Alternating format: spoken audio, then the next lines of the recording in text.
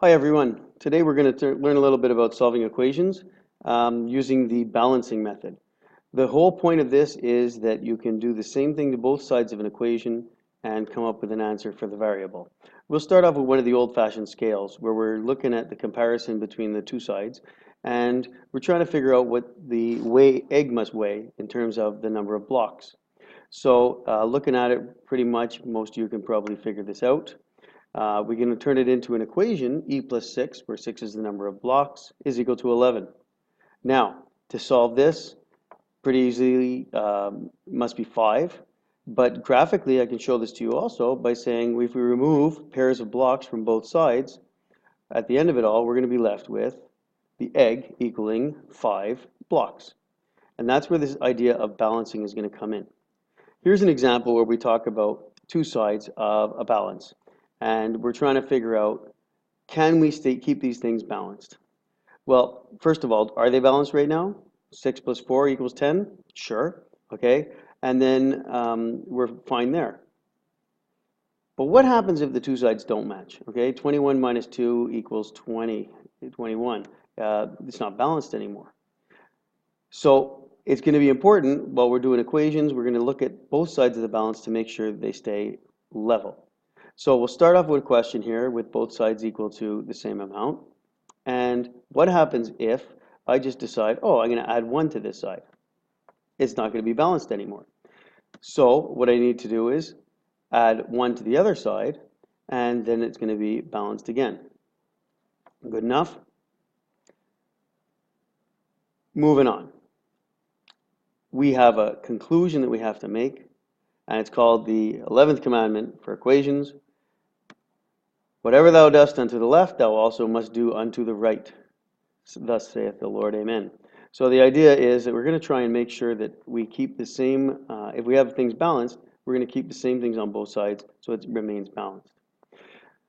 What is an equation? I've been talking about it a lot. In an equation, we have to make sense where the value of the variable is going to make a true statement.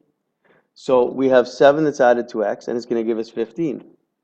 That means there's only a value that for x that we could put in there that would make it true. And I know you all know the answer is 8, but let's take a look at this with the balance. I got x plus 7 and 15 on the other side. Now, I really don't want to know what x plus 7 is. I want to know what x by itself is. So if I subtract 7 from both sides, on the left-hand side, I'll be left simply with x, and on the right, I'll be left with 8.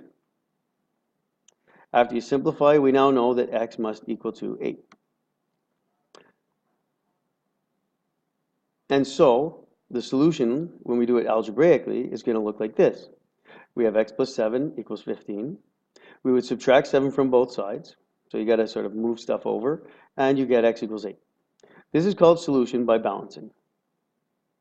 And we have, like these questions where, hey, sir, I don't need to know how to do those steps. I can do these in my head. And chances are, hopefully actually, you can do all of these pretty easily by replacing or trying to work backwards, and you can find those solutions. Everyone good with that?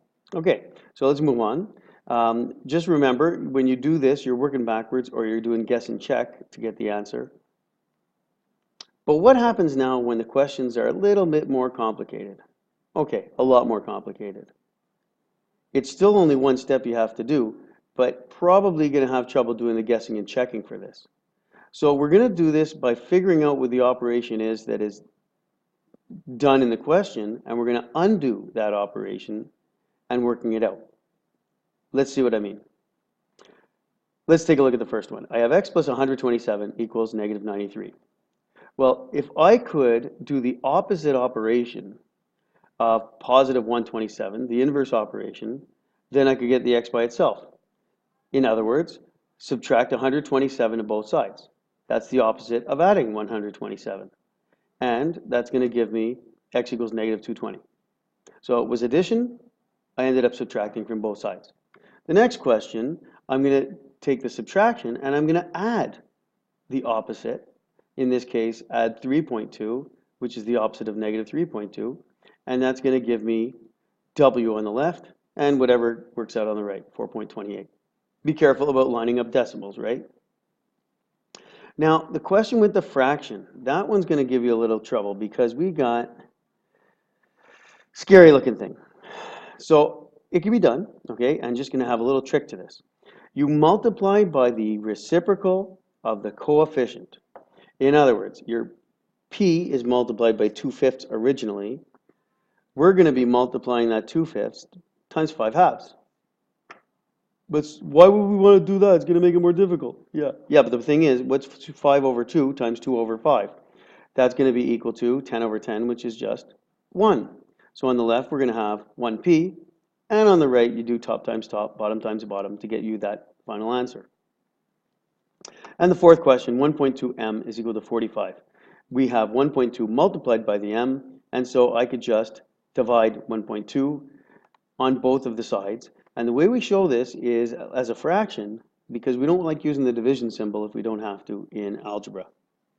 You divide both sides by 1.2, you get your answer. M is 37.5. So those are samples. No, I don't expect you to understand it right away, but the concept is you're going to, if it's an addition, you're going to subtract from both sides. If it's a subtraction, you're going to add to both sides. If it's a multiplication or a division, you're going to do the opposite operation to get rid of that coefficient. So multi-step equations are going to be doing the same sort of thing, and I'm not going to talk too much about it, but we're going to be doing these kind of balancing operations twice in the example, so 2 steps, to come up with the answer. So a very quick sample here. How would you solve 3x plus 5 equals 12? Going to the balance, your first goal is to say, how can I get rid of the plus 5? Oh yeah, you can subtract 5 from both sides. Simplifies to 3x equals 7. And then how do you get rid of the 3 that's multiplied by the x? Divide both sides by 3. And you can't really work out 7 divided by 3. It doesn't work out nicely. So instead, I'll just keep it as an improper fraction. So the solution is x equals 7/3. Hopefully this all makes sense to you. Don't worry, we're going to go slowly through this. We're going to try 1-step equations first, and then work our way up to 2 or more steps. And that's all. Thank you.